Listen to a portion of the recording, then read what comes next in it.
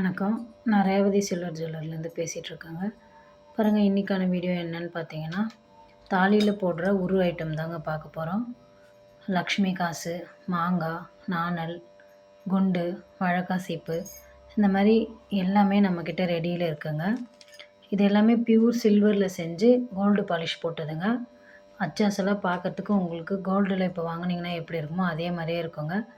இதை நீங்கள் யூஸ் பண்ணிவிட்டு ரிட்டர்ன் கொடுக்கும்போது அன்றைக்கி சில்வர் ரேட் மார்க்கெட்டில் என்ன போதோ அந்த ரேட்டுக்கு நம்ம எடுத்துப்போங்க. நீங்கள் பொருளாகவும் மாற்றிக்கலாம், கேஷாகவும் வாங்கிக்கலாம்.